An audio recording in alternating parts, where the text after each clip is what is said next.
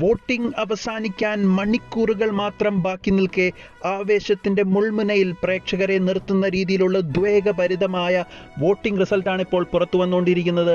2ാം സ്ഥാനത്തുണ്ടായിരുന്ന രതീഷ് ഇപ്പോൾ സിജോയെ മറികടന്ന് 1ാം സ്ഥാനം പിടിച്ചടക്കിയ ഒരു കാഴ്ചയാണ് കാണുന്നത്. 2,23,412 വോട്ടുകളോടെ രതീഷ് 1ാം സ്ഥാനത്തെത്തിയിരിക്കുകയാണ്. സിജോ തൊട്ടുപുറകിൽ 2ാം സ്ഥാനത്ത് തന്നെയുണ്ട്, 2,22,796 വോട്ടുകൾ. അപ്പോൾ ഏത് നിമിഷവും ഈ നില മാറി മറിയാമെന്നുള്ളത് തന്നെയാണ് വാസ്തവം. 3ാം സ്ഥാനം തൻ്റെ ആധിപത്യത്തിൽ ഉറപ്പിച്ചിരിക്കുകയാണ് റോക്കി. 2,13,964 വോട്ടുകളുമായി റോക്കി ഒരു പാറ പോലെ തന്നെ 3ാം സ്ഥാനത്ത് നിൽക്കുന്നുണ്ട്. ശരണ്യ 4ാം സ്ഥാനത്ത് തുടരുന്നു, 2,08,613 വോട്ടുകൾ.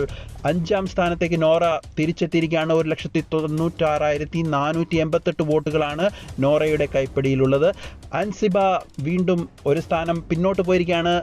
1,86,805 വോട്ടുകൾ മാത്രമാണ് അൻസിബയ്ക്ക് നേടാനായത്.